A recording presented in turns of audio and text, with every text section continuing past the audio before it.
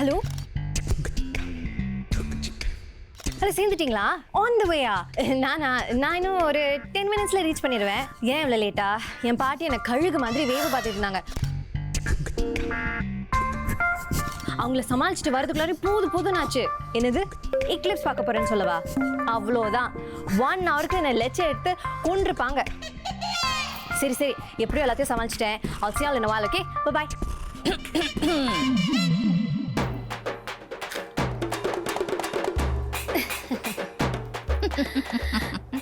பாட்டி, எப்ப பாட்டி வந்தீங்க? நீ என்ன கழுகுன்னு சொன்னல, அப்பவே வந்துட்டேன். உள்ள செல்லம் ஸ்மார்ட்டு. வெளியே வந்தவொடனே நான் உனக்கு கழுகாயிட்டேனா? அப்பவே நினைச்சடி கூடையை தூக்கிட்டு போகும்போது நீ வெளியே தான் போனேன்னு எனக்கு தோணுச்சு. மரியாதையை உள்ள போ.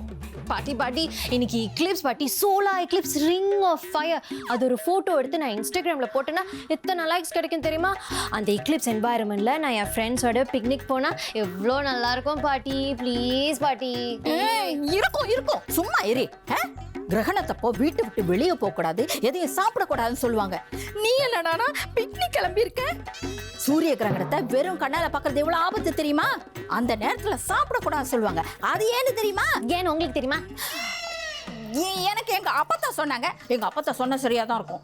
ஐயோ பாட்டி, this is the 21st century. Technology has improved so much. இப்போ போய் கிரகணத்தை கண்ணால பார்க்க கூடாது, வாயில சாப்பிட கூடாதுன்னா என்ன அர்த்தம்?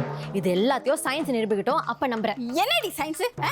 எங்க அப்பா சொன்னப்ப நான் கேள்வியே கேட்காம எல்லாத்தையும் செஞ்சேன். நீ என்ன இவ்வளவு கேள்வி கேட்கற? கோச்சுக்காதீங்க பாட்டி. நான் என்ன இப்ப தப்பா சொன்னேன்? இது எல்லாத்துக்கும் ஆதாரம் இருந்தா நல்லா இருக்கும்னு சொல்றேன். பெரியவங்க சொன்னா கடைபிடிக்கணும். ஏன்னு தெரிஞ்சு கடைபிடிக்கணும்ல? எல்லாத்துக்கும் அர்த்தம் இருக்கும். அது என்னன்னு கேக்குறேன். சுப்பு ருக்கு. என்னடி இது? பாட்டியை போய் பேர் சொல்லி கூப்பிடுறேன். நல்லா இல்லை தெரியுமா? ஐயோ சாரி பாட்டி, நான் கொஞ்சம் ஓவர் எமோஷனல் ஆயிட்டேன். சரி, இது எல்லாத்துக்கும் நான் ஆதாரம் கண்டுபிடிச்சா என்ன போக விடுவீங்களா? ஆதாரம் இருந்தா பார்க்கலாம். ஆனா கிரகணத்துக்கு முன்னால் நீ வீடு வந்து சேர்ந்துடணும். உண்மையை கண்டுபிடிக்கிறேன். பிக்னிக் போறேன்.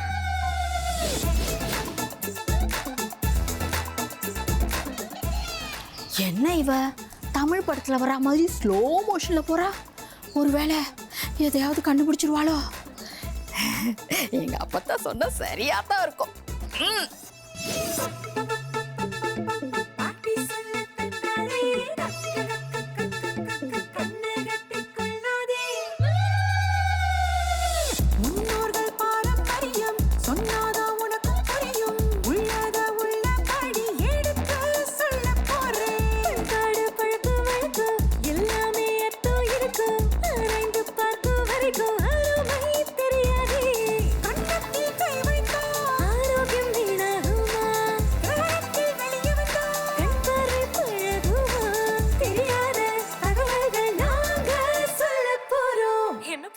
என்ன சொல்ல போறீங்க?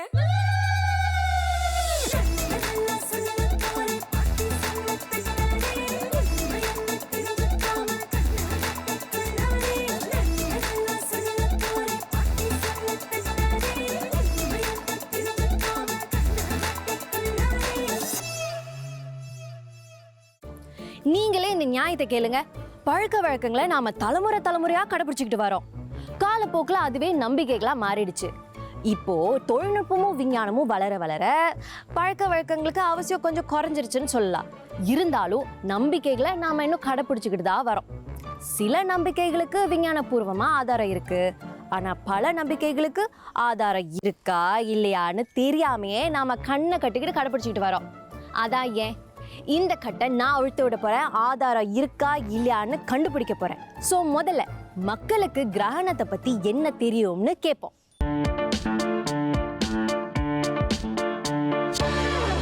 அந்த எக்லிப்ஸ் நடக்கும்போது பார்க்கக்கூடாது, சாப்பிடக்கூடாது, அந்த நேரத்தில் ஆக்கின சாப்பாடை சாப்பிடக்கூடாது. பாம்பு வந்து நிலா முழுங்க வரும்.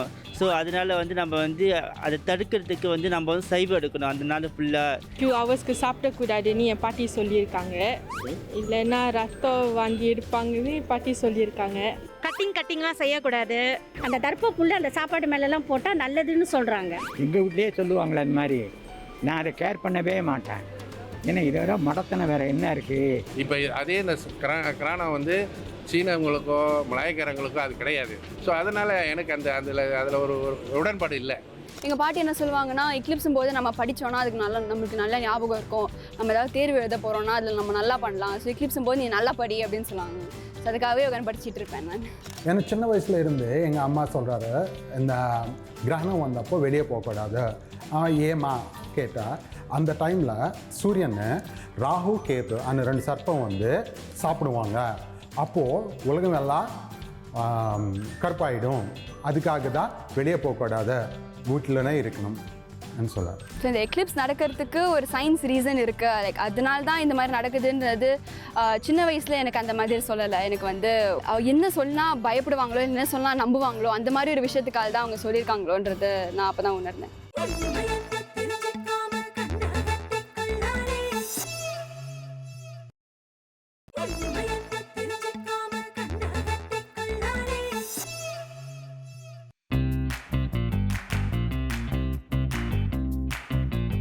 கிட்ட பார்த்தா கண் பார்வை கெட்டு போவோன்னே சொல்லுவாங்க. இப்போ ஹெட்ஃபோனில் கைத்தொலைபேசி மூலம் அது எல்லாம் பார்த்துக்கிட்டு தான் இருக்காங்க. கிளாஸ் வச்சுட்டு சில பேர் பார்ப்பாங்க. விலகிற ஸ்கோப் வச்சு பார்க்குறாங்க. மற்றவங்க சீஃப் இப்படி மற்றவங்கள நின்று பார்க்குறாங்க. ஓ என்ன அடுக்கிக்கிட்டே போறீங்க? கிரகணத்தை பார்க்கலாமா முடியாதா? விஷயம் தெரிஞ்சவங்க என்ன சொல்றாங்கன்னு பார்ப்போம்.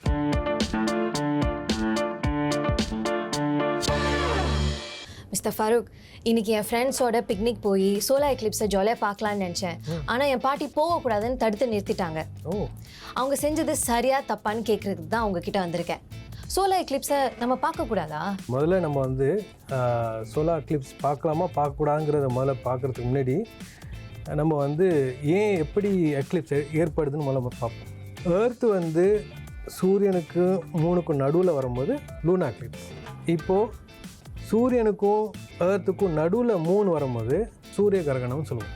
இது 3 ஒன்றா வரும்போது தான் வந்து உங்களுக்கு இந்த ஒரு நேச்சுரல் ஃபினாமினா ஏற்படுது. அது வந்து நம்ம நேச்சுரல் ஐஸோடு பார்க்கும்போது அது வந்து கண்ணுக்கு ரொம்ப பெரிய ஒரு ஆபத்து கொடுக்கும். சோலார் பர்ன்ஸ் இல்லை எக்லிப்ஸ் பிளைண்ட்னஸ் ஏற்படுறதுக்குள்ள வாய்ப்புகள் ரொம்ப அதிகம். காரணம், இந்த வெளிச்சம் வந்து ரொம்ப ஒரு ஹை இன்டென்சிட்டியாக இருக்கிறதுனால உங்களுக்கு வந்து கண்ணு உள்ளே வந்து பேர்ன் ஏற்பட்டுச்சுன்னா பெர்மனன்ட் டேமேஜ் கண்ணுக்கு ஏற்படலாம். ஆனால் போக போக வந்து சில பேர் கண்ணாடி போட்டு பார்க்க ஆரம்பிச்சாங்க எக்லிப்ஸை. சரி சொல்லிட்டு நானும் ட்ரை பண்ணலாமேன்னு சொல்லிட்டு கண்ணாடி போட்டுன்னு பார்க்கலான்னு சொல்லும்போது தான் எங்கள் அம்மா சொன்னாங்க, கிரகணத்தை பார்க்கணுன்னா அதுக்குன்னு ஒரு தனி விதமான கண்ணாடி இருக்குது. நம்ம நார்மல் நம்ம சும்மா சன்கிளாஸஸ்லாம் நம்ம யூஸ் பண்ணக்கூடாதுன்னு சொன்னாங்க. அதுக்கெலாம் வந்து ஸ்பெஷல் சன்கிளாஸஸ் இருக்குது. வெல்டஸ் சன்கிளாஸஸ்ன்னு சொல்லி கேள்விப்பட்டிருக்கீங்களா? இப்போ வந்து நீங்கள் வந்து மெட்டல் ஜாயின் பண்ணும்போதெல்லாம் வந்து அந்த ஃப்ளாஷ் லைட் வச்சு அடிப்பாங்க. ஸோ அதெல்லாம் ரொம்ப ப்ரைட்டான ஒரு ஆப்ஜெக்ட் அது.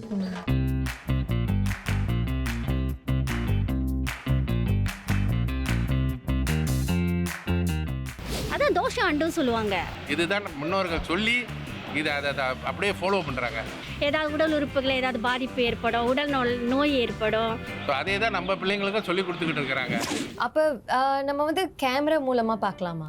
மொபைல் ஃபோன் இல்லை கேமரா வியூ ஃபைண்டர் மூலியமாக நீங்கள் பார்க்குறது இதெல்லாம் வந்து நீங்கள் தவிர்க்கிறது ரொம்ப ரொம்ப நல்லது. அப்போ சந்திர கிரகணத்தை நான் நேரடியாக பார்க்கலாமா?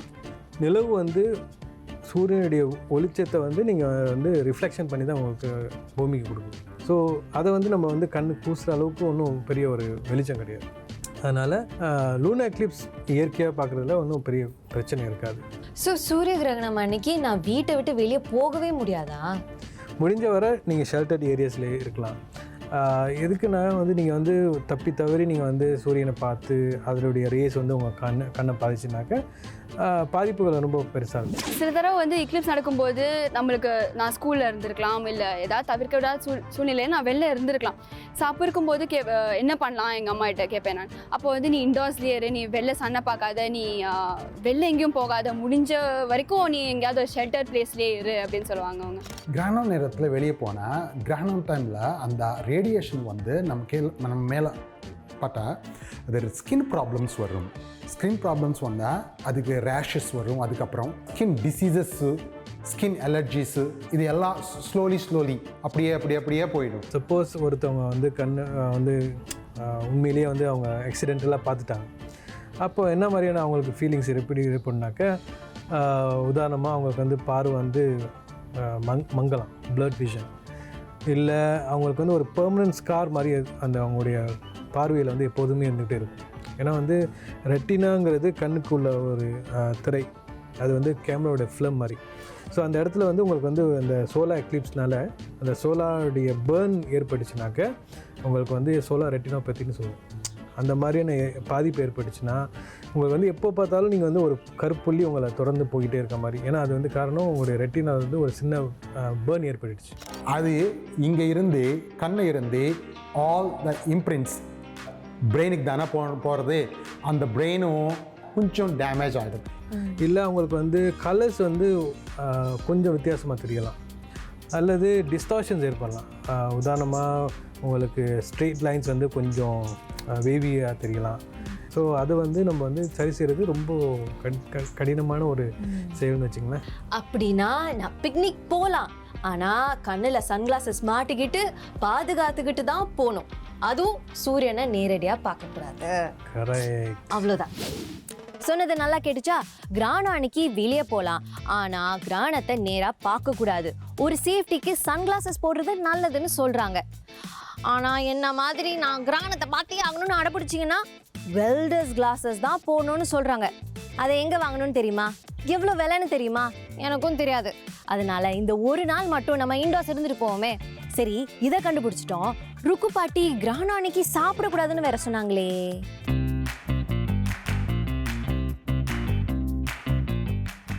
அது தெரியாது, காரணம் எனக்கு தெரியல.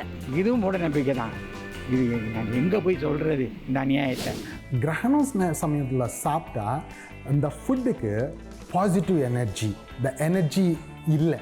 அந்த ஃபுட்டு நாங்கள் சாப்பிட்டா நம்ம உடம்பு கெட்டு போயிடும். ஆனால் அதை பற்றி சயின்டிஃபிக் ரீசன் என்னன்னு தேடி பார்க்கும்போது தான் தெரிய வந்தது. எக்லிப்ஸும் போது நமக்குள்ளே இருக்க டைஜஸ்டிவ் சிஸ்டம் வந்து கொஞ்சம் மாறும். ஸோ அப்போ இருக்கும்போது ஏதாவது சாப்பிட்டாவோ இல்லை ஏதாவது தண்ணி குடிச்சாவோ அது கொஞ்சம் ரியாக்ஷன் தரதுனால தான் 4 மணி நேரத்துக்கு முன்னாடி சாப்பிட்டு முடிச்சிடணும். அண்ட் எக்லிப்ஸ் அப்புறம் தான் சாப்பிட்ணுன்றது சொல்லுவாங்கன்றது தான் தெரிய வந்தது. கிரகணத்துக்கு முன்னால் 2 hours 3 hours பிஃபோர் நம்ம சாப்பிடக்கூடாது. அதுக்கு முன்னால் தான் சாப்பிடணும். கிரகணம் முடிஞ்சதுக்கப்புறம் குடிச்சிட்டு அப்போ 1 hour அப்புறம் தான் சாப்பிடணும். என்னென்னா அந்த ரேடியேஷன் எஃபெக்ட்டு அந்த டைமில் இல்லை, முன்னாலும் பின்னாலும் இருக்கும்.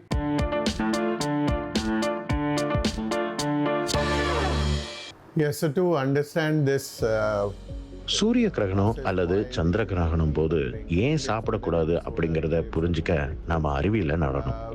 சூரியன் அப்படிங்கிறது சக்தி உருவாக்கும் மிகப்பெரிய மூலம். கிரகணம் போது சில நேரங்கள்ல எனர்ஜி குறைவாகவோ இல்லை அதிகமாகவோ நம்மளை வந்து சேரலாம். இந்த சமயங்கள்ல நம்ம உடல் அதிகமாகவோ அல்லது குறைவான எனர்ஜியை பெறும்.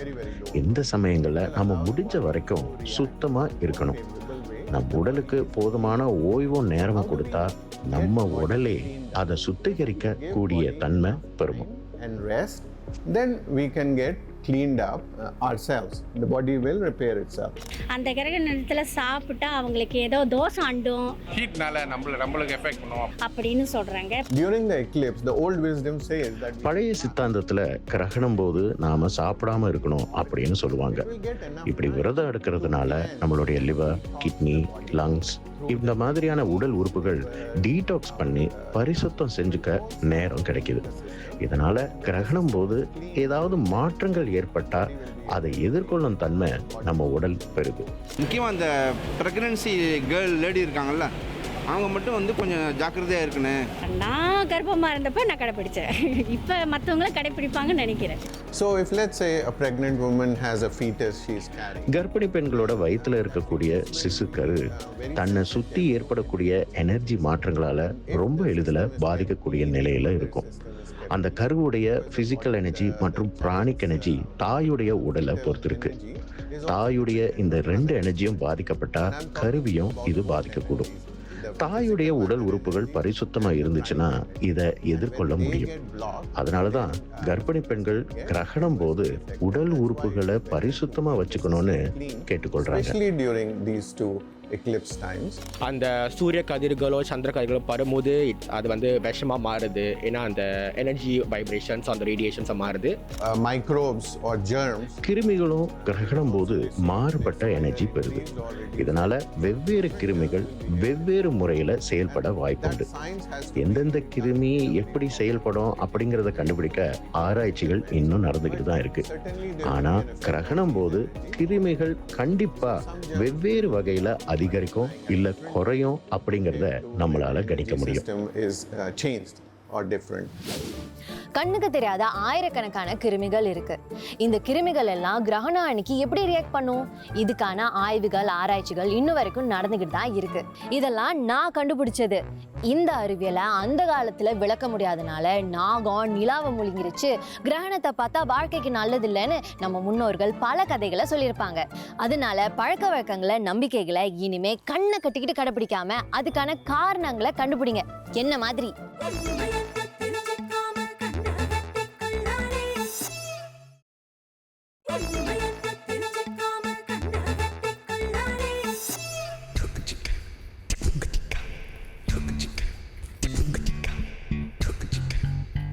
சுப்பு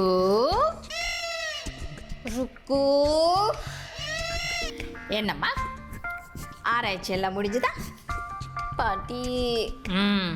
இப்போவது பாட்டி சொல்றத நம்புறியா? வலிக்குது பாட்டி. ஒன்றும் வலிக்க தான் செய்யும். இதுக்கு தான் பெரியவங்க சொல்றத சின்னவங்க கேட்கணும்னு சொல்லுவாங்க. ஐயோ வயிறு வலிக்குது பாட்டி. வயிறு வலிக்குதா? அப்பவே சொன்ன கேட்டியா? கிரகணம் வெளியே போகாத சாப்பிடாதேன்னு. இப்போ ஒரு வயிறு வலிக்குது.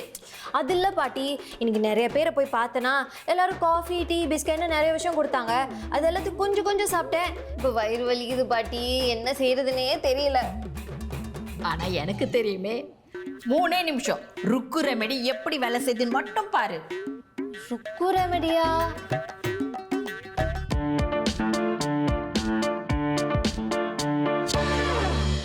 பாட்டி நான் உங்களுக்கு 5 நிமிஷம் தான் கொடுப்பேன். ஏதாவது செஞ்சு கொடுக்கலன்னா நான் இங்கேருந்து ஓடியே போயிடுவேன். அதுக்கு அவசியமே இல்லை. இது பேர் என்ன சொல்ல பார்ப்போம்? பாட்டி எனக்கு அதெல்லாம் பேர் தெரியாது. கிச்சன் பக்கம் வந்தா தானே இதெல்லாம் தெரியும். உனக்கெல்லாம் எப்படிதான் கல்யாணம் ஆகும் போதோ. பாட்டி அதோட பேர் தெரியாததுக்கும் எனக்கு கல்யாணம் நடக்காததுக்கும் என்ன பாட்டி சம்பந்தம்? இதெல்லாம் கரெக்டாக பேசு. இது பேரு சீரகம். இதோட பேரை பிரிச்சாலே அர்த்தம் தெரிஞ்சிடும். சீர் அகம். அகம்னா உள்ள, சீர்னா சரி பண்றது. உள்ள இருக்க உறுப்புகளை இது சரி செய்யும்.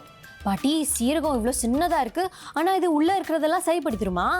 சொல்றேன் கேளு. இது ஜீரணத்துக்கு ரொம்ப உதவும். நேத்து என்ன நடந்துச்சு ஞாபகம் இருக்கா? உங்க அப்பா வெளியே எதையோ சாப்பிட்டு வந்து அம்மா எனக்கு வயிறு வலிக்குது, ஜீரணம் ஆகல, நெஞ்ச கரைக்குதுன்னு கத்திக்கிட்டு இருந்தா. நான் என்ன பண்ணேன்? இந்த மருந்தை ரெடி பண்ணி கொடுத்தேன். உடனே எல்லாம் சரியாயிடுச்சு. அப்படின்னா இது டெஸ்டட் அண்ட் ப்ரூவன். சீரகம் சாப்பிட்டா உடம்புல இருக்கிற டைஜஸ்டிவ் ஜூசஸ் அதிகரிக்கும். அதேதான். அது மட்டும் இல்ல, இதுல நிறைய ஆன்டி ஆக்சிடென்ட்ஸும் இருக்கு. அது நம்ம உடம்புல இருக்கிற நச்சு பொருளை வெளியேற்ற உதவும். நச்சு நஞ்சு பாய்சன். பாட்டி நம்ம உடம்புல ஏன் பாய்சன் இருக்கு? ஐயோ அது பாய்சன் இல்ல, டாக்ஸின். அதாவது வெளியே நம்ம கண்டதையும் சாப்பிடும்போது நம்ம உடம்புல நச்சு பொருள் சேரும். அதை சேர விடாம வெளியேற்றுறதுக்கு இது ரொம்ப உதவும். பாட்டி அப்படின்னா இது டீடாக்ஸ். அதை சிம்பிளா சொல்லாம ஏன் லெங்க்தா பேசிக்கிட்டே போறீங்க? அதேதாம்மா. சரி பாட்டி, சீரகம் காமிச்சிட்டீங்க, அதை விட சின்னதா இங்க ஒண்ணு இருக்கே, அது என்னது? இதுக்கு பேரு ஓமம். பாட்டி ஸ்மெல் ரொம்ப ஃபெமிலியரா இருக்கு. இருக்காதா பின்ன? தீபாவளி அன்னைக்கு முறுக்க போட்டு நுறுக்குறீங்களே, அதுல இதைத்தான் சேர்க்கிறோம். அது ஏன் தெரியுமா? தீபாவளி அப்போ நம்ம நிறைய பலகாரம் சாப்பிடுவோம் இல்லையா, அது செரிக்கிறதுக்கு இது உதவும். இந்த ஓமம் வாய்வு பிரச்சனைக்கு ஒரு நல்ல மருந்து. வாய்வு மீன்ஸ் கேஸ் ட்ரபிள். யா சில சமயம் வயிற்றுல காற்று சேர்ந்துட்டு கடபுடான்னு சத்தம் கேட்கும், உடம்பு அங்கே இங்கே பிடிக்கும், அப்புறம் நெஞ்சு கறிக்கும். அந்த மாதிரி நேரத்தில் ஓமம் ஒரு நல்ல மருந்து. அது மட்டும் இல்லை, அதை விட பெரிய பிரச்சனை மலச்சிக்கல். அதுக்கும் இந்த ஓமம் ஒரு நல்ல மருந்து. பாட்டி கான்ஸ்டிபேஷனுக்கு இவ்வளோ ஒரு சிம்பிளான சொல்யூஷன் இருக்கு. இது தெரியாம இத்தனை வருஷமா நிறைய பேர் முக்கிக்கிட்டு கஷ்டப்பட்டு இருக்காங்க. அதுக்கு தான் சொல்றேன் சுபு, இந்த ஓமத்தை சாப்பிட்டுட்டு வந்தோம்னா சிறுகுடல் பெருகுடல் ரெண்டுமே நல்லா வேலை செய்யும். பாட்டி சிறுகுடல் பெருகுடல் நல்லா வேலை செய்தா இல்லையான்னு தெரியல பாட்டி, ஆனா ரொம்ப வலிக்குது. அவ்வளோதானே, 5 நிமிஷம் ரெடி பண்ணிடுறேன். முதல்ல அடுப்பை பற்ற வச்சு தண்ணியை சூடு. பாட்டி நாம ஏன் தண்ணியில கொதிக்க வைக்கணும்? இது ரெண்டையும் வாயில போட்டு மென்னு முழுங்கலாம்ல. அப்படியெல்லாம் பண்ணக்கூடாது. இந்த ரெண்டையும் தண்ணியில போட்டு கொதிக்க வைக்கும்போது தான் அதுல இருக்கிற நேச்சுரல் எசென்ஷியல் ஆயில்ஸ் வெளியாகும். பாட்டி இந்த ஆயில்ஸை வச்சு நாம என்ன பண்ண போறோம்? நாம ஒன்றும் பண்ண வேண்டாம். ஆட்டோமேட்டிக்காக இந்த ஆயில் பெருகுடல் சிறுகுடலுக்கு போய் அது நல்லா வேலை செய்ய உதவும். மலச்சிக்கல் வராமல் பார்த்துக்கும். சுப்பு தண்ணி கொதிக்க ஆரம்பிச்சிடுச்சு. இப்போ நாம சீரகம் போட போறோம். பாட்டி எவ்வளோ போடணும்? 1 டீஸ்பூன் போட்டுக்கலாம். அவ்வளோதானா? போதும் போதும். அடுத்தது ஓமம். இது அதை விட சின்னது இல்லையா, அதனால அதை விட கொஞ்சமாக போடணும். அதுவும் இல்லாமல் இதை நிறைய போடும்போது அந்த வாசனை பிள்ளைங்களுக்கு குடிக்க பிடிக்காது. அப்புறம் இந்த ஓமத்தை கையில் வச்சு இப்படி நசுக்கி போடணும். அப்போதான் அதில் இருக்க மணமும் மருத்துவ குணமும் வெளியாகும். பாட்டி இது எவ்வளோ நேரத்துக்கு கொதிக்க வைக்கணும்? இங்கே பார்த்தியா, தண்ணி மஞ்சளா மாறிக்கிட்டு வருது. அது நல்ல நிறம் மாறின உடனே அது ரெடி ஆயிடுச்சு, நம்ம தெரிஞ்சுக்கலாம். சுப்பு பாத்தியா, நல்ல மஞ்சள் நிறமா மாறிடுச்சு. இப்போ அடுப்பு அணைச்சிடுறோம்.